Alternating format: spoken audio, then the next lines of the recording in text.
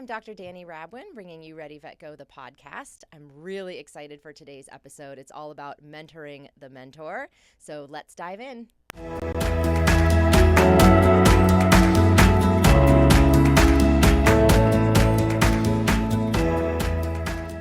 All right, welcome back to Ready Vet Go, the podcast. I'm Dr. Dani Rabwin, and I have a really, really special guest today. I'm probably going to cry once or twice on this episode.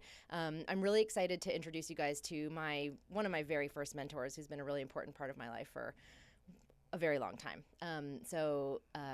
Dr. Mike Buffum joins us today, and we affectionately call him Buff. So, Buff, welcome. Oh, hi. It's good to see you again. It's so good to see you. I'm already might cry.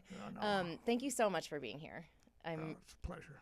I tell Buff this all the time. You know, I founded Ready Vet Go a few years ago to help support early career veterinarians, and a lot of what is in the program came from you. And I know I tell you that all the time, and I don't know how much you believe me, but it is true. So I'm just so glad to have you all to myself for an hour. I appreciate that, and nice to hear that I was able to influence somebody. But, I'll have to say a lot of it was serendipitous. Yeah. And part of it was just the chemistry. It was fortunate. Doesn't always happen, but never really set out that way. Some of it probably was based on my life experiences. Yeah. And way of approaching things. So I guess I would ask you what you found that was unique then, and then how did that strike you? How did you respond to it, more than anything else? What was unique about our relationship when I was really surprised. Like, obviously we are of different life experiences and generations, and yet despite all of that, we really connected. I got such a warm feeling from you when I came for my job interview. You were my first job after my internship, and I met you and Dawn, who was one of the other partners in the practice, and just felt like it would be a really good learning environment. But you in particular were just like so warm, and I remember you said, like, I'm going to teach you cowboy medicine. And I thought, well, I'm not a cowboy, and I want to work with dogs and cats. Put your boots on. Put your boots on. We're learning cowboy medicine, and we did. And you really took me under your wing, and there was a lot. We did come from different backgrounds, so that is what I found really unique. And I was thinking about how, like, I've known you for so long, and I know a little bit about your background, but honestly, I don't know that I ever even asked you in the early days, like, what got you into veterinary medicine? Like, how did you even start that journey? Well, here we go. Okay. I'm ready. Not quite sure how to paraphrase this, but I never really set out to be a veterinarian. And I never finished high school. I went in the Navy when I was 17. And I got my GED and first year college GED on active duty. And then came out, and I was just work-oriented. I came from kind of a quasi-farm background. Worked on a couple of thrashing crews, things like this. So it was just, all manual labor, but you just started and went till the job was over. Yeah. And that was kind of my ethic. And that kind of working on the flight deck of a carrier, same thing. Then I ended up probably more for adventure and adrenaline, working in the mines in Colorado. Again, just manual labor. And this was after the Navy? After the Navy, after I got off active duty, I was still in the reserves. And then the GI Bill came out, and I thought, oh, well, okay. So I went up to Boulder in Colorado and took the SATs one day and did okay, and started at CU. And I had an acquaintance, a good friend, that I'd wrangled horses with at the stables outside of Golden, between Golden and Denver, and he was going to Colorado State in animal nutrition and invited me to come up there and transfer. So I kind of saved some money and moved up with the 5 other cowboys and started school at CSU as an animal nutrition major. And I did well, made the dean's list, et cetera, and took a lot of hours, 19, 20 hours a quarter, and just worked. And second year, he's a couple years ahead of me now academically. he came home one day with a piece of paper, and I said, "What's that?" And he says, "Oh, I'm applying to vet school." And I said, "Oh, well." And then he bet me $10 that I couldn't get in. And I said, "Okay." And I picked up an English course and an application, and I got in. He got turned down. Stop. So I have never heard this story. that's how I ended up going to vet school. On a $10 bet. On a $10 bet. I love this so much. And the door opened, and I said, "I'd better go through it because looks like there's a huge opportunity here." Yeah. And I'm so grateful that it came my way. Yeah. By the same way, he went on and got a PhD in poultry nutrition. Oh. He ended up grinding more chicken feed than anybody else in the country. Wow. Sitting on a mountain of Conagra stock, Right. internationally recognized.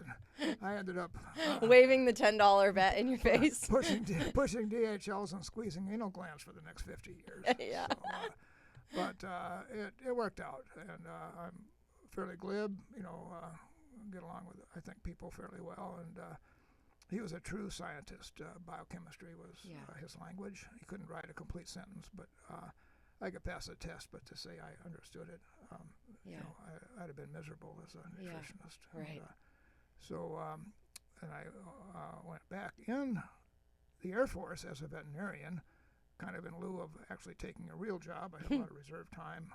Vietnam was still going on. I kind of, I was there at the start, was there at the end, and I spent a couple of years at Clark as a base veterinarian with 3 or 4 other veterinarians. There was a small animal practice there.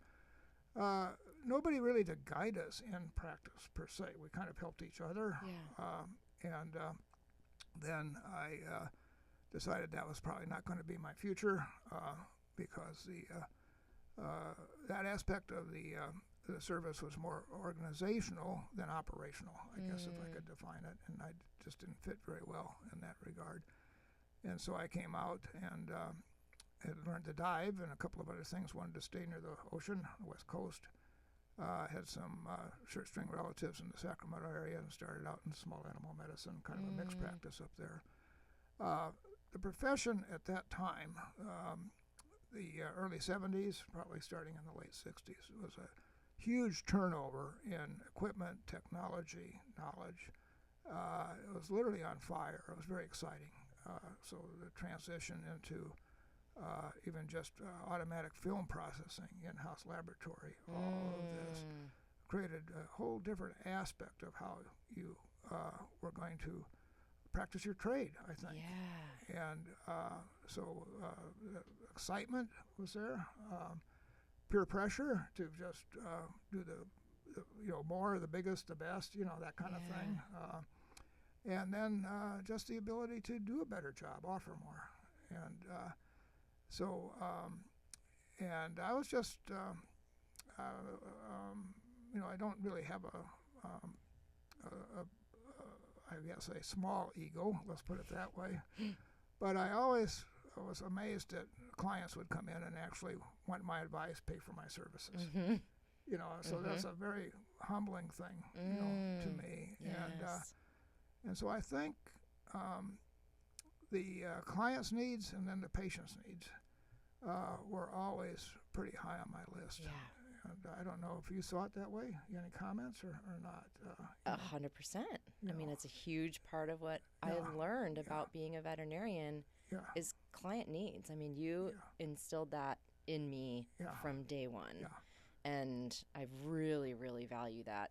Do you feel like, how did you come to that? I mean, you had such an interesting journey getting there and with the military experience and being in vet med at what you described was this really like transitional time with technology, and was there like starting kind of an odd path, but if I worked and performed, doors opened, and people looked out for me, and I didn't really have per se mentors, but by the same token, I had people that wanted to see me succeed, and I never really thought about it in that sense. And do you feel like they were mentors in retrospect, and we weren't just calling them that? Yeah, probably. Habit, attitude, generosity. Who were like these that. people looking out for you? Just colleagues, in the mines, foremen, other miners. It's a dangerous profession, and They just wanted me to see, they knew I had something different potential. And so they just like coworkers in the mines who were supportive of you. Yeah. Like pursuing. Yeah. Your dreams. Yeah. Or. Yeah. Yeah. That's amazing. And, said, keep me safe, and right. get out of this, So it was, I don't know, that's in retrospect, to some degree. I don't think I ever intellectualized that. Right. But, and I was in a busy practice initially. It was a really large volume, not extremely high quality. It was transitional. It hadn't quite made the transition that other practices were making. Yeah. It was not one that I would run down per se. Clientele were used to a certain level of care. You had to become relatively efficient. But it was also the pressure to keep up to do better as well. And so when you fall behind a little bit for whatever reason, I think it's hard to catch up. You know, and it can really affect a lot of other things. And, so meaning like that practice was just really busy and you had a lot to keep up with? Yeah, and then, everyone was autoclaving their own gloves, before that. Oh, yeah. Sharpening needles. Right. Things like that. Right. Were they sterilizing the needles too, Who knows? Who knows? And sometimes using the gloves, there's so much talc on them, you'd get a talc granuloma in your incision line, things like this. So wow. Yeah. It was not necessarily uncommon. Right. At that time. Yeah. But it was something that it was time to move on. Yeah. And so. So where did you move on to? I came down to the Los Angeles area to a 24/7 practice that had just started by a couple of young graduates that had done not exactly internships, but started out with now VCA West LA. Yeah. And decided that there was an opportunity to do that. And so I kind of went from rags to riches from one extreme. Yeah, that is really different. And then I had decided that I wanted to be around the emergency service because I remember taking call every third night and going in, and the client was your technician, et cetera. Pretty standard, probably still is for certain areas, and large animal, et cetera. And then having to come back to work the next day, and then also looking out the window to make sure the client had left before you do, things like that. So it's just the way it was. It was part of that transition. Yeah. So the emergency medicine was exciting. You got to, you had to think on your feet. It's not as sophisticated as it was now. There was not as many outlets, so it was high volume. And it brought you up to speed fast. I bet. And so where along those lines did you start thinking about owning your own practice? Because when we met, you had been in practice ownership for quite some time. I hadn't really articulated it, but it just seemed like that was probably better control your destiny. Financially, it probably made sense. I didn't really put a pencil to paper, stuff like that. So it's as far as, like I say, serendipity. So I worked relief for about 2 years. I was in about 40 different practices, so I got to see a lot of different methods and opportunities. And one opened up with the transition of a practice with 2 associates, and went over and negotiated a buy-in, did a year of trial, and we went on down the road. And ended up with ultimately 4 partners, 3 others. One retired early, one came in, and just excellent partners, all different. And again, probably luck of the draw, but it allowed me to kind of indulge myself in certain areas that would have been harder without them, let's put it that way. Like what areas? How did you, so you had other owners that you worked with, and you guys all had probably your own unique skills and gifts and areas of interest. Yeah. Well, I could trust them to take care of some of the essentials, essentially, watching the books a little closer, things like that. Because that wasn't your jam not my so forte, much. And I was basically kind of financially agnostic, I guess. It just was never my main interest. Yeah. It can't be ignored by Right. any means. I mean, it's you can't run a business and grow or pay your staff or do anything Right. if you can't manage. Yeah. But, you cannot neglect it. It's Right. very hard to come back. Yeah. And But since they were good at managing that, or that was more of their forte, what did it allow you to do? Well, the mid '70s was when the specialty practices started to coalesce, and we were kind of maybe one level down. We probably had the opportunity to take it that way. I don't think we had the dynamic or the group personality to want to quite get into that arena. Let's put it that way. Yeah. I did have a partner who was a boarded surgeon. We had another boarded internist for a period of time. We had many people go through get residencies out of our practice. One year we had 4 of our associates all be admitted to the same class at Davis. So I would take that as a huge compliment. Yeah. And, so these were all like technicians who you guys mentored, and they applied and got into vet school all at the same time? Yeah, and then 3 of those actually became board certified.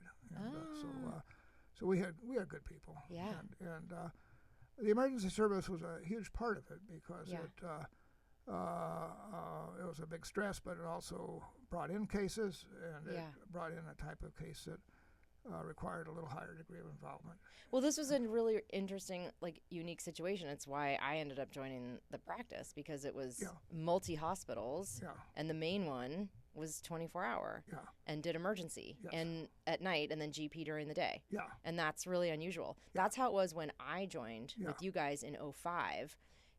How long had it been like that? Is that always how the practice was? I think from about 1979. Oh, wow. Yeah, and then we bought the second location in '79. We needed a little more size, a little more feeder. And then we opened a third satellite in 1990.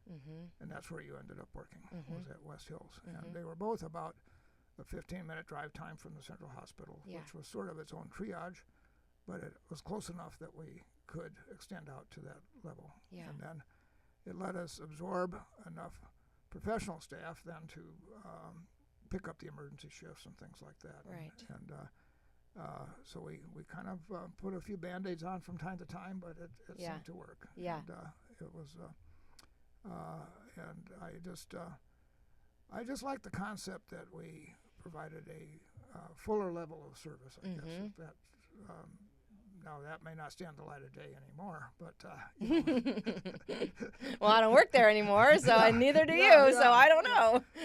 But, the profession's moved on, and you've got certainly a different environment now with the almost institutional specialty practices and things like that. And the level of work, the quality of work, stuff that's being done requires a whole different level of management and technical staff. Yeah, definitely. Things like that. And, I'm so curious to know, with all the experiences you had leading up to owning the practice, it was just such a unique journey, not graduating from high school and taking your GE and working in the mines and then the military. How did all of those experiences influence how you were a leader or a manager in that role? Well, it seemed like bottom line was stay involved. Stay involved with your staff, stay involved. Have a goal, which in my case was basically client service more than anything else. That had to be, I think, the top level. And didn't always work out. There's a huge emphasis now. There's a lot of stresses in that environment, work-life balance, et cetera. But if you can't keep your client and your patient at the top of the list, you got to really take another look while you're doing this. Yeah, I think we forget that sometimes, I mean, I always talk about, so jumping ahead, I joined with you guys. You'd been an owner for many years, and I joined in 2005, and it's it's almost like I forget that there was this whole, decades of the functioning of that clinic before I joined, because obviously that was when we met, and that's when my journey began. And you really, like I said, took me under your wing, and one of the main things you did was really show me that it was like client focused and client centered.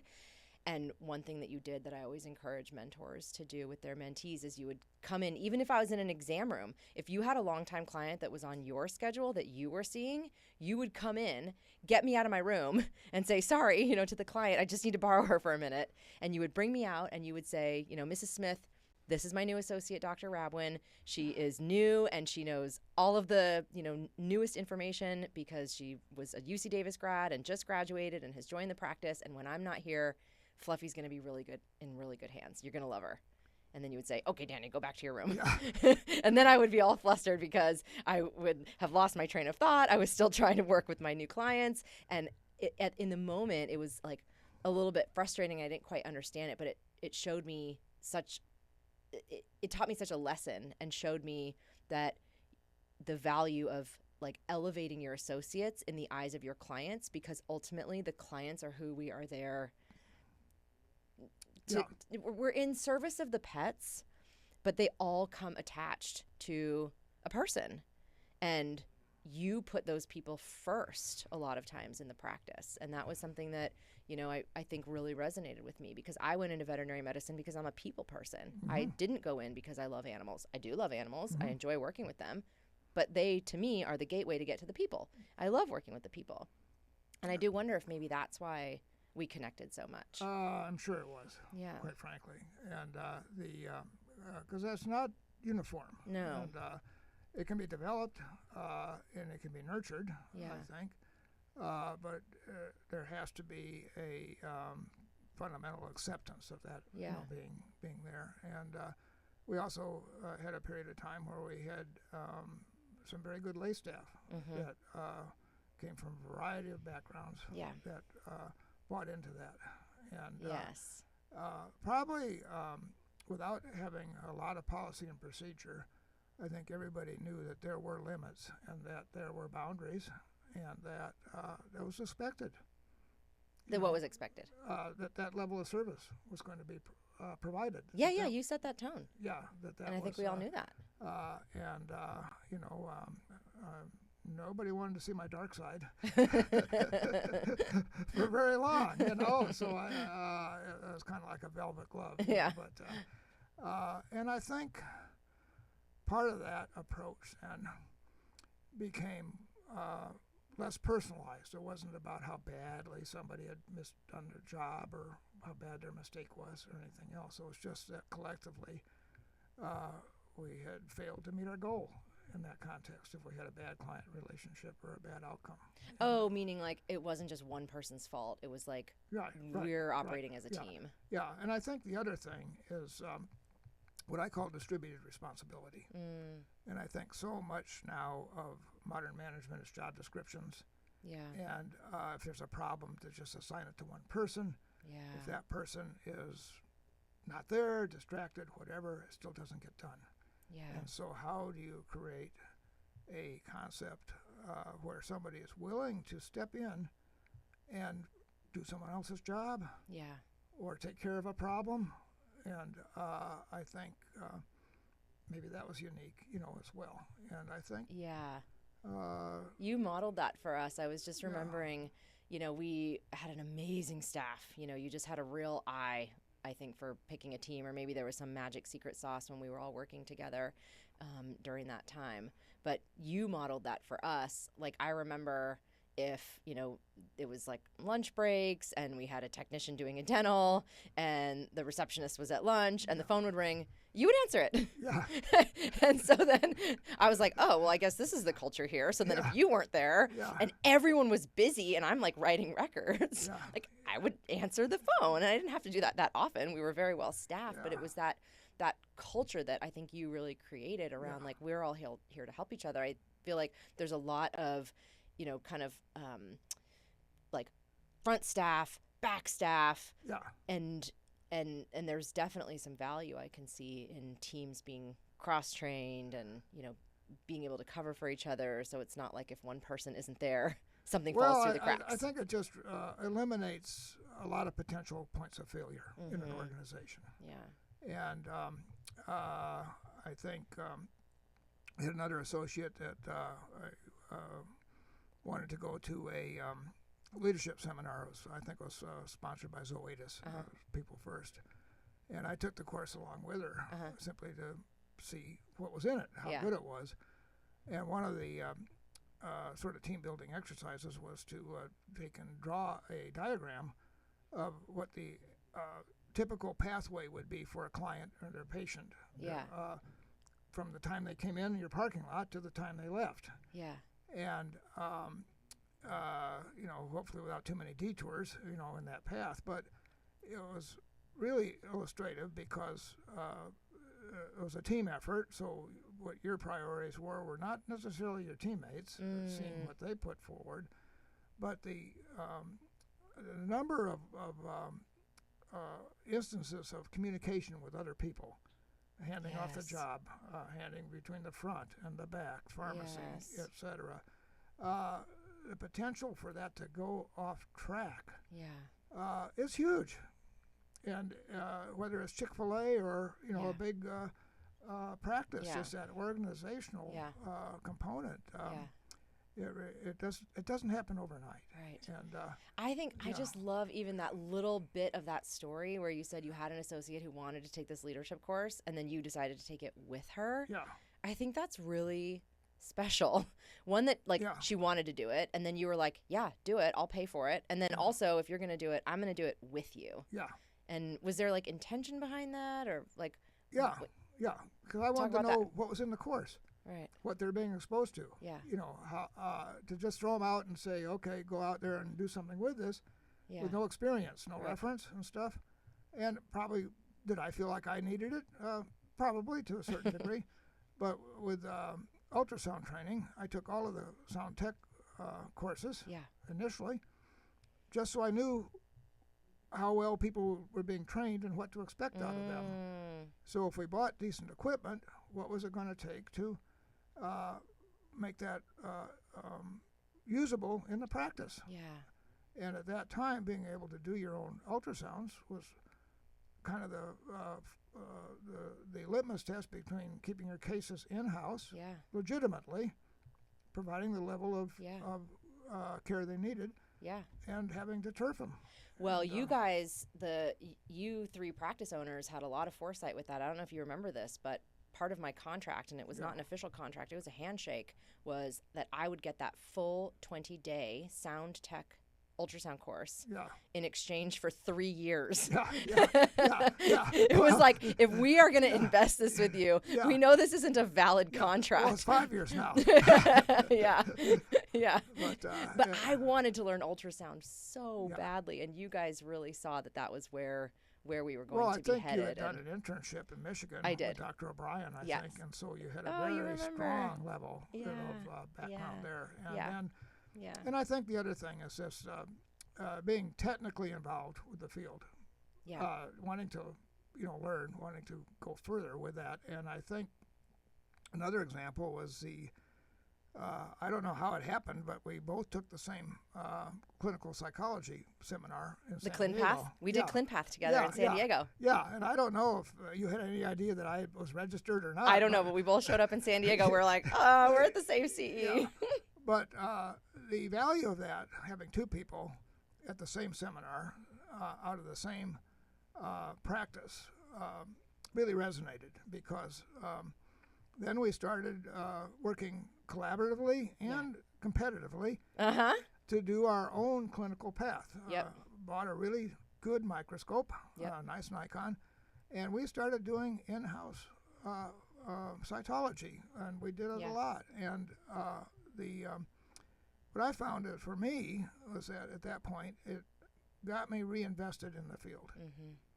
Because burnout is something else, and then technically just to stay intellectually curious about your cases, medicine, everything else. It's such an important thing that you taught me, because we did that.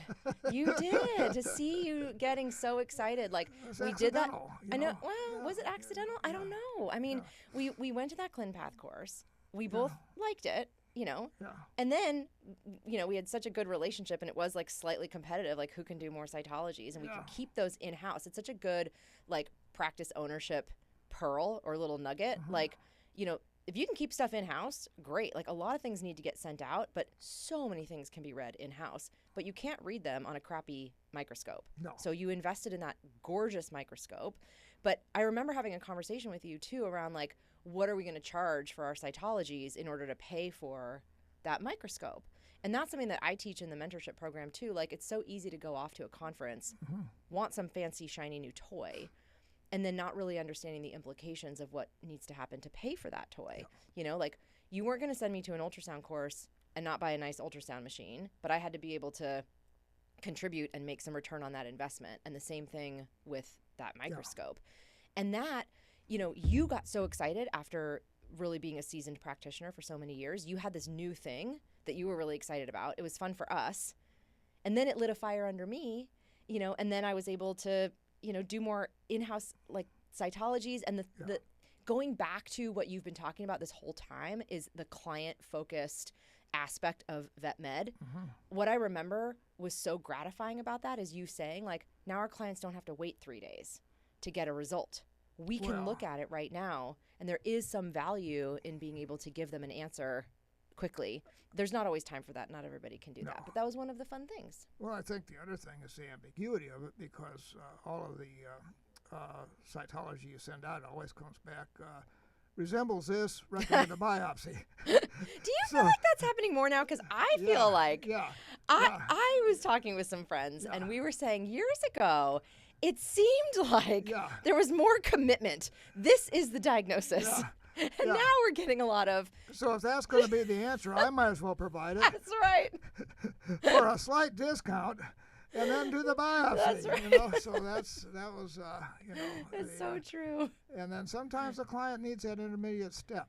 That's right. To yes. actually go ahead with the biopsy. It frames it. Yeah. And, so it kind of helps. Creates a need. Yeah, that's really interesting. I think it gave a little different way of managing that case and managing that client. So I think another thing that's affected the profession, and everywhere, it's not just veterinary medicine, but if you went back to your, say, came from a town of 30,000 and went back to your hometown, your, family veterinarian, et cetera. Yeah. And you would be in your neighborhood. Right. You would run into your clients in the market. Yep.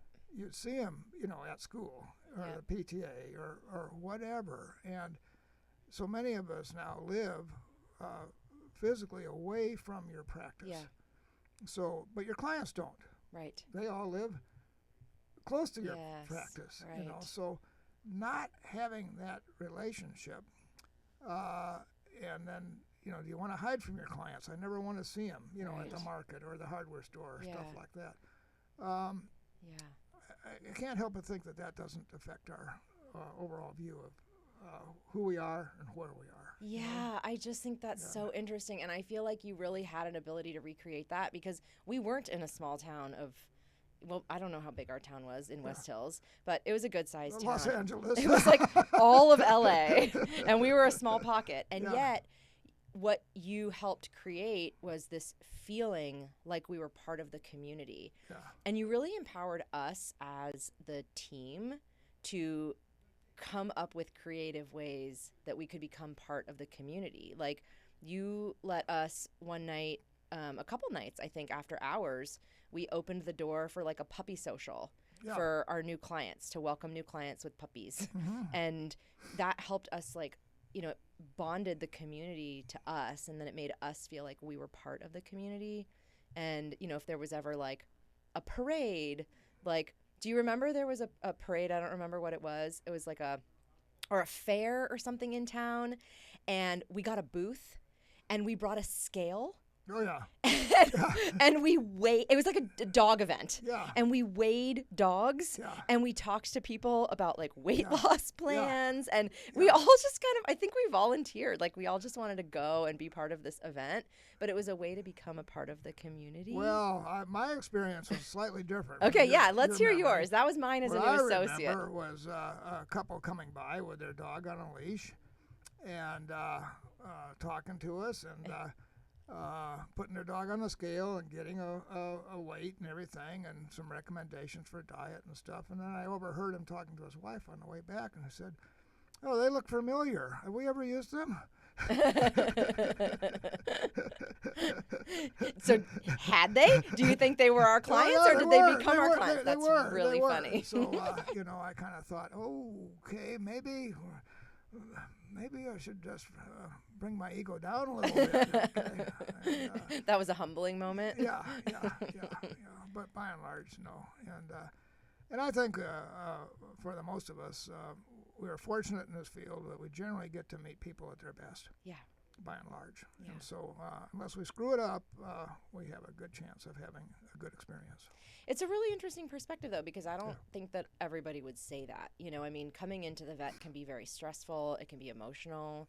And that is one thing that I really admire about you is, like, even when people are coming in with those emotions and they might, have defenses up or might seem angry or sad, you still come from this perspective of, like, we're seeing people at their best. It's a real positive outlook. Yeah. And it changes the whole tone of the interaction with the client. Yeah. I just think that basically I've experienced that in most service professions by and large, and because the ones I don't get that feeling from, I usually don't go back to. You as a customer somewhere? Yes, right. Right. So it can, I'm basically willing to cut everybody a second chance. There's certain things I won't tolerate, and that they just, can a client be fired? Yeah, but how you do it and for what reason, remains different. And then, again, does it set the tone in front of your entire staff? Mm-hmm. So sometimes you need to stand up for your staff, and if they are getting run over or something, it's time to have a conversation, I think. Mm-hmm. But that doesn't happen very often. No. And I think one thing that also worked well, and I know we had a few issues with someone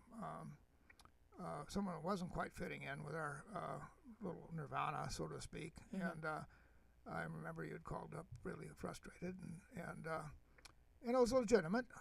And, I don't remember this. I called you? Yeah. Frustrated with the team member? Yeah. Okay. Yeah, and a problem, and it was like I had to come in to solve it. Should I have gone in or not? And then I think what we ended up doing was writing a cover sheet that gave you certain levels of authority to manage the staff. I remember. And had all of the staff sign it. It was clearly understood. Yep. It did not, I think, go past anything that was required by law as far as HR type issues. And but it's very clear, and it involved you now with having that level of discipline. Yeah. Respect. It changed your role. Oh my gosh. With the rest of them. And I think to some extent things took off a little bit after that. Really? Yeah. This is so interesting. I have really, honestly, had truly forgotten about this moment, and I remember it now very clearly. Yeah. This was a transition, and I was still what we would consider an early career vet, but I'd been working for you for a few years, and I think, maybe it was that you trusted me more, or I don't know what, but it felt like you weren't always there as often as you were. No. Or as you had been, and so I found myself in this position of leadership that I don't know I was really ready for. Well, I think the military, every other job I had prior to coming into veterinary medicine, there was always sort of a interaction between different levels of authority. Yeah. And the veterinary profession, I think, tends to isolate the professional staff, especially and most practices now are larger. They're doctor, 6, 8, 10, and you reach a certain size, and it's hard to function.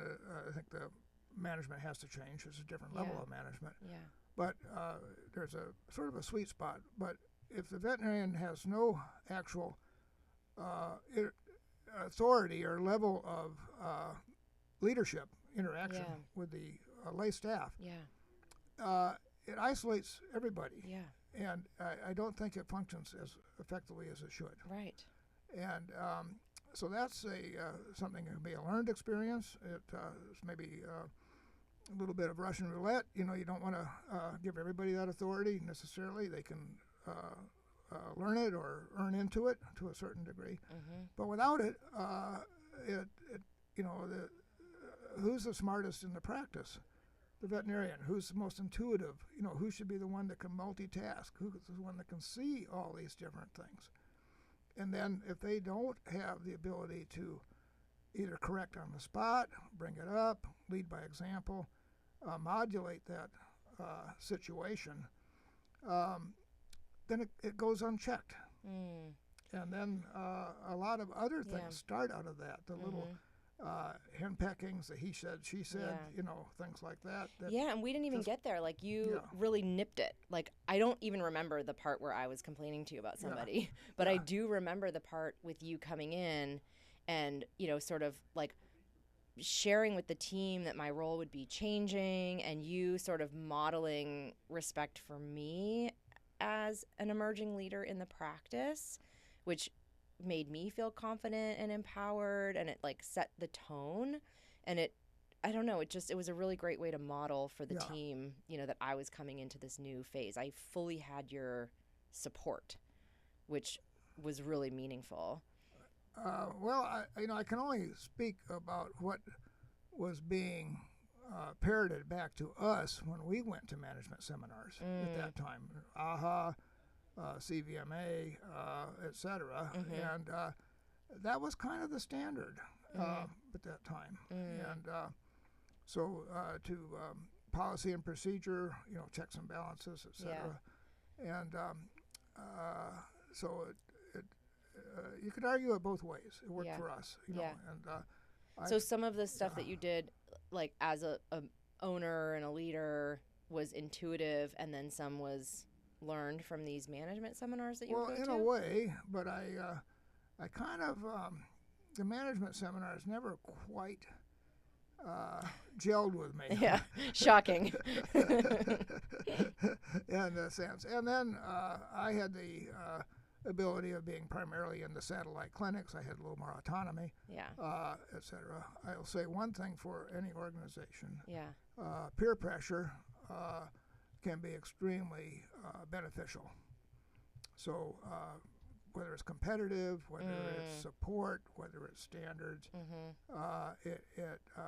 you don't have to necessarily be huggy-feely every day, but you need to have that relationship. And it can get a little out of whack, in a sense. And so now I think there's been a little bit of a sea change, and maybe it's generational as well, but and certainly in some degree of gender with the change in the dynamics of the profession. But you take the old movie, The Stepford Wives, so now it's everybody looking for the Stepford boss. Which is what? The perfect boss. The perfect boss. The perfect job. The perfect this. The perfect that. Yeah. So, do either one exist? Probably not. And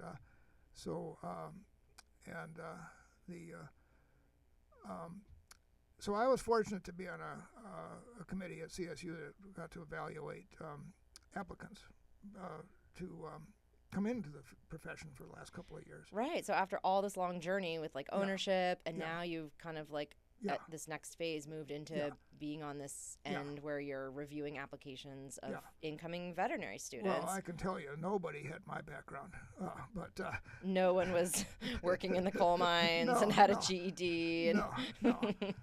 But there's many that had staggering number of hours working in veterinary clinics. Yeah. And at what role and stuff like that. So they had a lot of OJT, on the that? job. Oh, on the job, yeah. Can they carry that forward? That it really, depending on what you're seeing and stuff.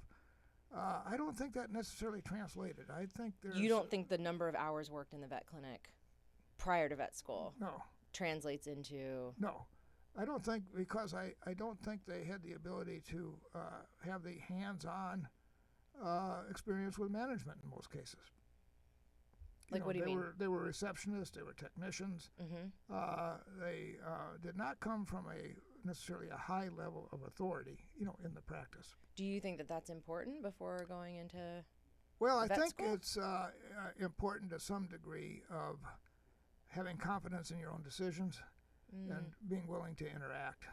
So how else, because, there's so many people who want to get into veterinary school. Correct. And you have this privileged position of reading these vet school applications. Yeah. What are you looking for? Clearly not everybody can be in a management position in a veterinary clinic before applying to vet school. What are other ways that they can get some of those traits that you are looking for, some of that experience that you see as valuable for somebody who wants to be a veterinarian? I think now whether I just couldn't read it into the application or not is possible, but maybe it was just assumed, it wasn't spelled out. And the vast majority of them were for coming into practice, usually small animal. Very few actually mentioned science or medicine. As being, in their personal statement? Yeah. Okay. That I want to work in this field. Oh, what were they saying? It was normally about the animal. It was about how they respected the family veterinarian. It was about all this other stuff. Yeah. So maybe this was bundled together intangibly, not spelled out. But I was looking for someone who was excited about medicine, excited about science. Why do they want to spend 4 years taking all these classes? Right. Yeah. What intrigues them? Interesting. In is it sense. The science is just a means to getting to what they want, which is to be a vet? I kind of think so. Yeah. And so I could never quite make that distinction myself. Interesting. So, and maybe that's not quite a fair assessment. And then the number of people that suggested other opportunities in the profession. In the sense of research, anatomy, pharmacology, toxicology, pathology, etc., hardly mentioned at all. So they're general, I think, demonstrating awareness of what this degree offered. All of the opportunities that it missing. Offers to us. Yeah, in a lot of these people. Right. And then the ones that, there were a smattering of people that had wildlife and zootic. They did a little better, I think, at articulating that component. There obviously, there's a limited number that were going to be accepted. Yeah. There were many qualified applicants. Oh, I bet. I bet. It was amazing. So, and I was glad to have had that experience, So. Did you ask for that experience? Did they come to you? Or did you go to CSU to ask? No, it kind of just was, I was kind of interested in some scholarships, possibly, and came out of a discussion, and somebody just said, okay. Yeah. And I said, oh, well, I got time on my hands. So yeah. Why not? Yeah. And I got paired up with a research veterinarian from faculty, and we kind of hit it off. And we each developed our own metric, and then we compared, and I think out of the top 10, we each had 7 of the same people in our top 10. So you guys are both looking at groups, you were looking at the applicants, and you didn't discuss. No, we did it independently. But separately, yeah. You independently each identified the same 7 people. Yeah, because the actual attributes and stuff that were available were so nebulous, and it was really, and it was tedious. You had to spend a lot of time, and I found that you really could not go through a large batch at a time.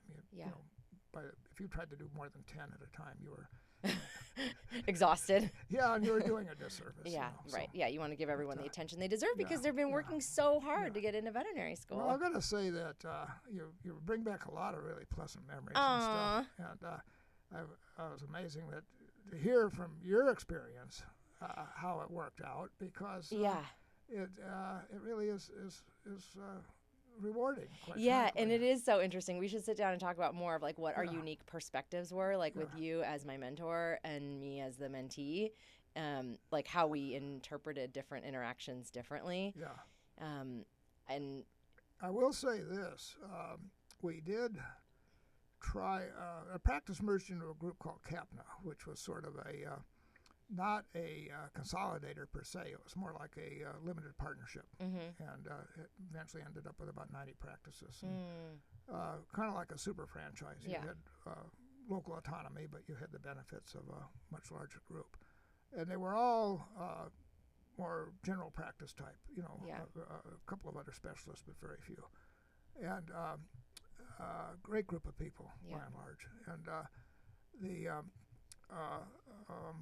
trying to remember where I was going with this, but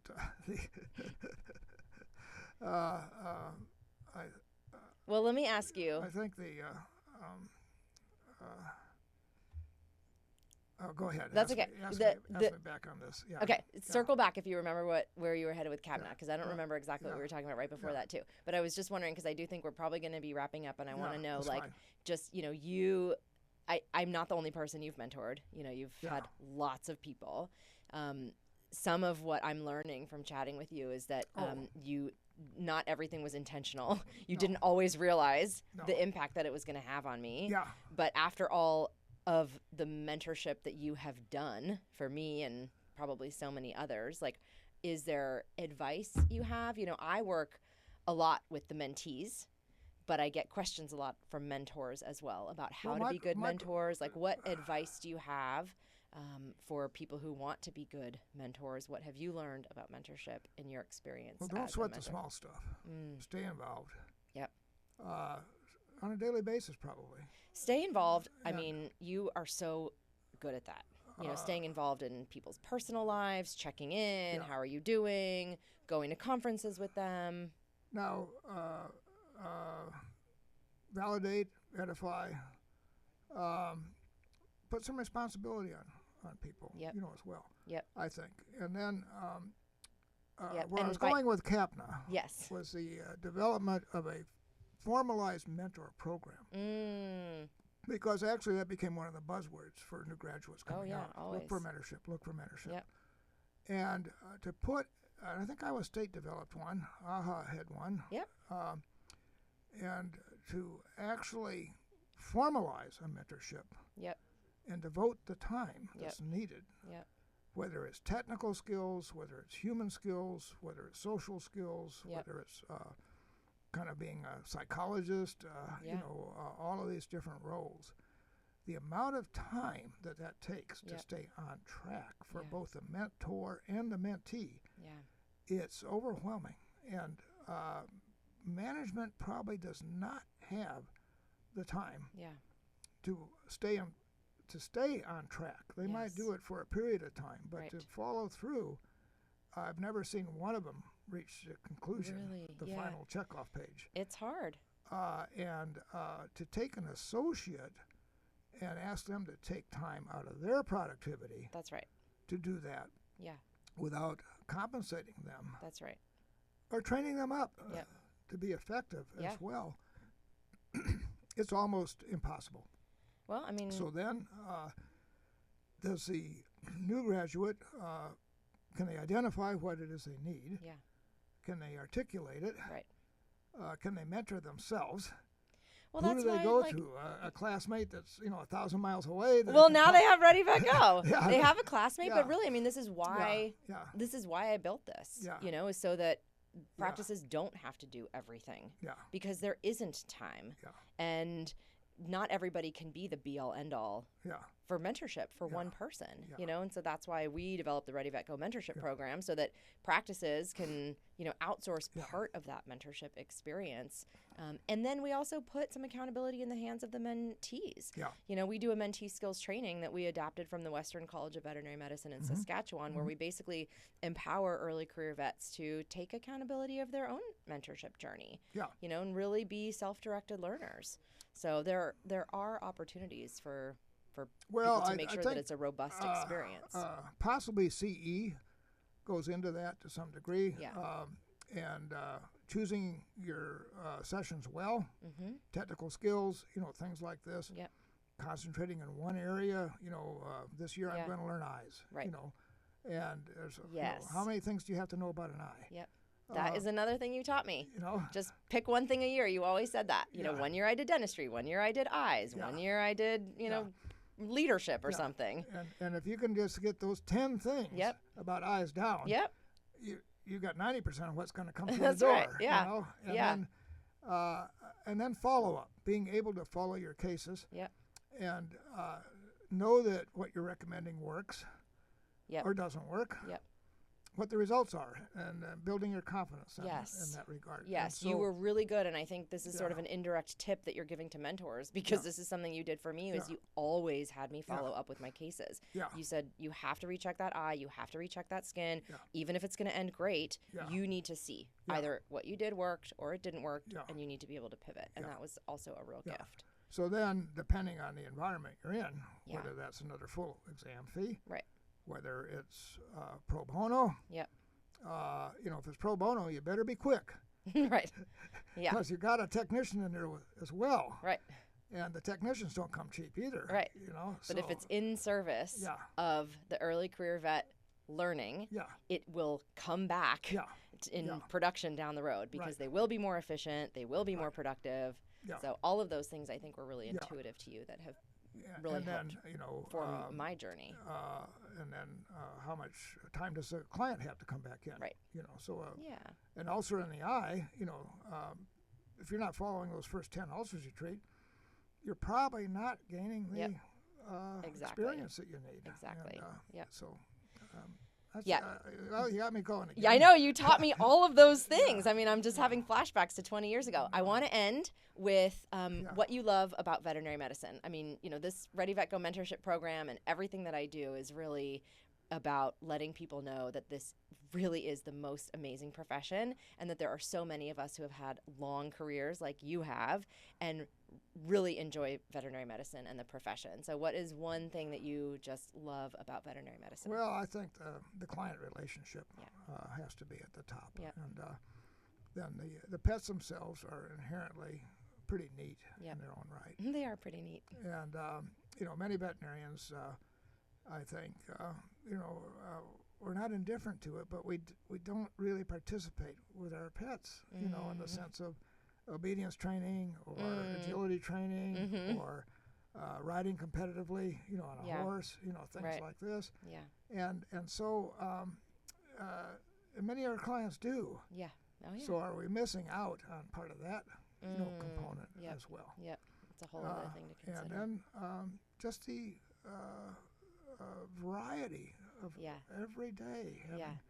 You never know what's coming through the door, who's coming through the door. That's right.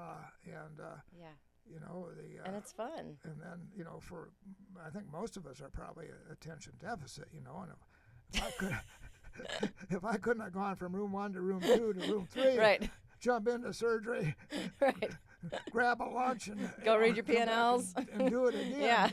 It served your personality well. And, well, this is just, so amazing. Obviously, of course, I could talk to you all day, and I probably will continue this, but I just, honestly, I cannot thank you enough for coming out. This has been incredible, and you've had so much wisdom and pearls to pass along. I can't keep them all to myself. I've taken many years worth of pearls from you, and so we can disseminate them out. So thank you, and thank you guys so much for listening. Well, I think the other thing is just be an optimist. And it's like, the political routine and stuff we have going on now, but, how many times do you hear the best is yet to come? That should come out a lot more, I think. I love that. Yeah. I think it's a perfect way to end. Yeah. Great. Thank you. Thank you.